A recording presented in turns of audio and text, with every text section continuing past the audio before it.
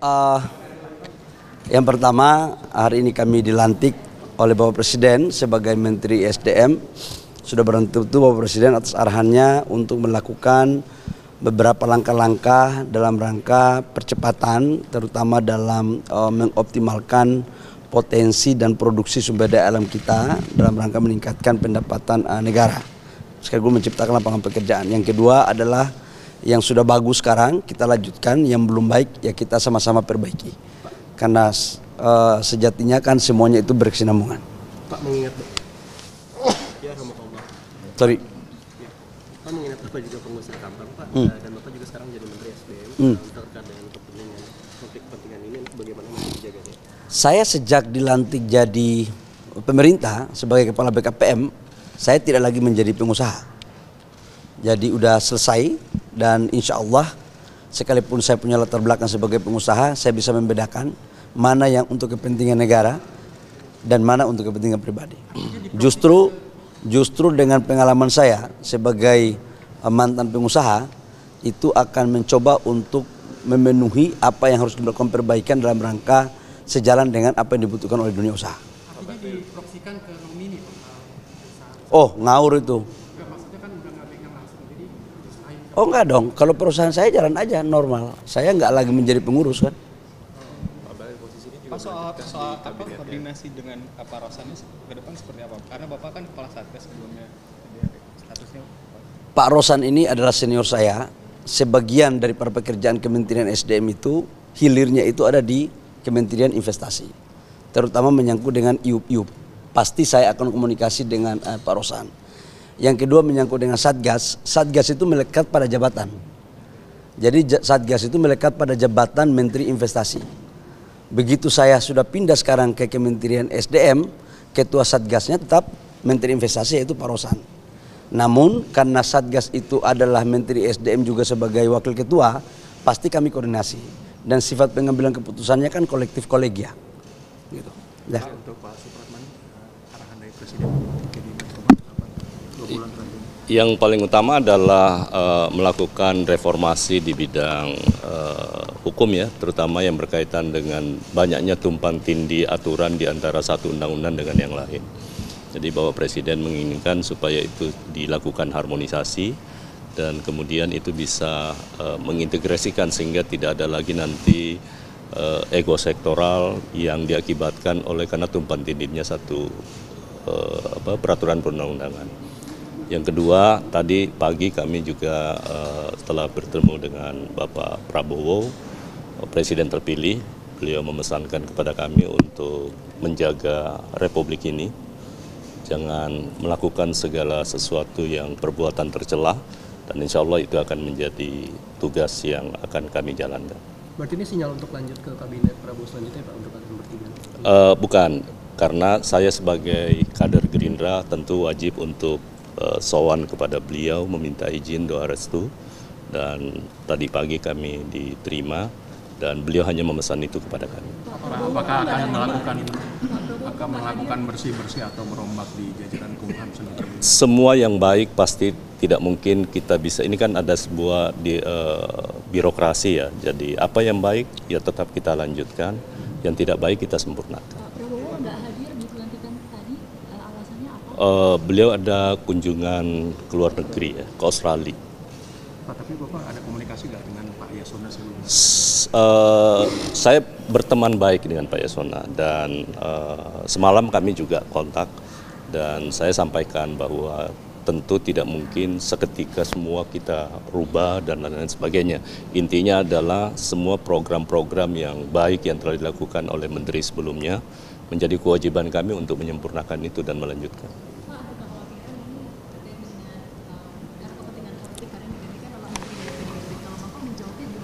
Nggak ada masalah kalau soal itu kan kewenangan hak prerogatif presiden ya. Jadi tidak ada sama sekali dikotomi antara partai pemerintah atau yang lain-lain. Yang jelas presiden memberi kepercayaan, tugas saya untuk melaksanakan tugas itu.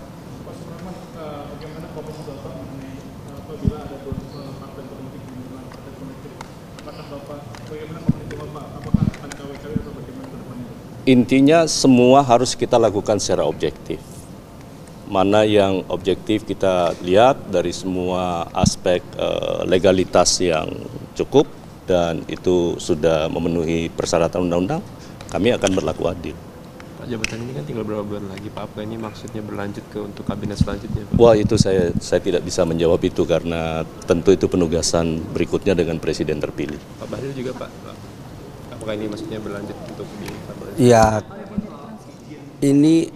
ini semuanya kan untuk menteri itu kan pembantu presiden. Jadi kita harus serahkan kepada yang punya hak prerogatif. Kita sebagai warga negara menjalankan aja apa yang diperintahkan oleh negara. Ya. 2 bulan terakhir ini Pak, akan strateginya seperti apa Pak untuk khususnya dan titipan dari Pak Arifin sendiri Pak? Saya pasti habis ini saya akan komunikasi sama Pak Arifin karena saya sama beliau kan hubungan abang adek. Komunikasi kami kan sangat baik sekali. Jadi pasti yang sudah bagus saya akan lanjutkan. Kemudian saya akan tanyakan apa-apa yang menjadi PR yang harus saya selesaikan. Jadi bukan berarti ada pejabat baru masuk kemudian merombak kebijakan, nggak boleh. Yang sudah bagus kita lanjutkan. Itu kan memang pemerintah harus begitu. Yang belum bagus ya kita sempurnakan bareng-bareng ya. Pak Rosan. Nah, ini yang paling yang tinggal 2 bulan, apakah akan efektif bekerja Pak? Karena sisanya hanya 2 bulan untuk kepada Bapak. saya yakin semua pasti punya strategi ya. Masing-masing mempunyai style kepemimpinan. Justru tantangan bagi kita lah dengan waktu yang ada kita harus mampu memberikan kontribusi kita yang terbaik kepada bangsa dan negara. Ya silakan Pak Rosan. Ini Pak Rosan ini bos saya soalnya. Pak Rosan kan disebut ini adalah masa transisi untuk pemerintahan Pak Prabowo nih. Nah, strateginya bagaimana?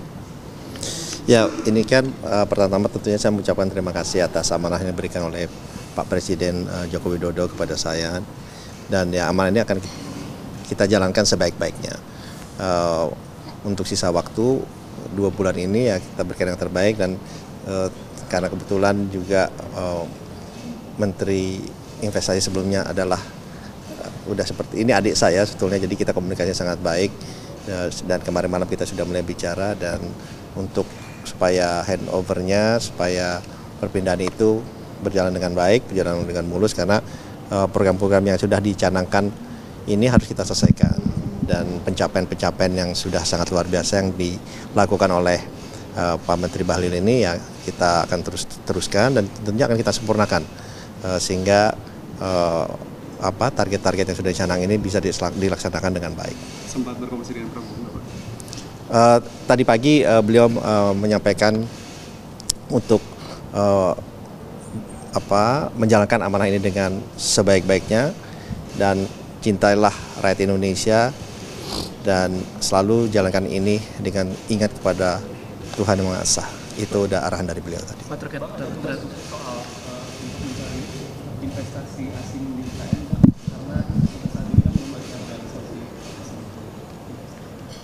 Ya tentunya sebagai Menteri Investasi ya kita akan mencari investasi sebaik-baiknya, sebesar-besarnya untuk masyarakat Indonesia itu di IKN dan juga tentunya di manapun wilayah di Indonesia. Jadi itu adalah tugas dari Menteri Investasi. Pak terkait 2 bulan lagi Pak, untuk realisasi investasi di IKN sendiri strateginya bagaimana untuk mempercepatnya Pak? Ya mungkin saya belum bisa berbicara lebih panjang ya karena saya mesti komunikasikan dulu dengan Menteri Investasi sebelumnya supaya langkah-langkah ini bisa menjadi lebih teratur, terstruktur dan investasi itu bisa masuk di IKN dan juga di seluruh wilayah di Indonesia. Pak, untuk Mas Angga, ini gimana? Kominfo kan nambah jadi 2 ini pembagian tugasnya seperti apa nanti ke depan? Ya, setelah ini mungkin saya akan koordinasi dengan Pak Menteri, dengan Pak Wamen. Pertama-tama saya ucapkan terima kasih dulu kepada Pak Presiden Jokowi atas amanah yang diberikan. Tadi pagi juga kami sudah menghadap Pak Presiden terpilih karena saya juga kader Partai Gerindra, saya minta izin kepada beliau, kemudian beliau pesannya kita harus selalu berpihak kepada rakyat, amanah dan pegang amanah ini dengan penuh tanggung jawab. Ya, terima kasih, kita minta tolong bantuan teman-teman juga ke depan untuk kerjasamanya. Kemudian setelah ini akan jam 11 kalau tidak salah akan ada pelantikan Dirjen baru di Menkominfo, kemudian kami akan koordinasi. Berarti fokus dari Pak Angga sendiri apa nih Pak? Untuk pekerjaan mengingat pekerjaan di Kominfo ini kan cukup berat. Cukup banyak, ada banyak. Nanti saya akan koordinasi dengan menteri terkait dengan wamen yang ada sekarang. Tadi ada beberapa poin tentang PDP, tentang judi online gitu. Setelah ini kami akan koordinasi bersama Pak Menteri dan Pak Wamen dan tim di Kemenkominfo. Oke. Sekali lagi. Oke ya. Jalan. Yang jelas begini. Pelantikan ini jangan dilihat berapa waktunya.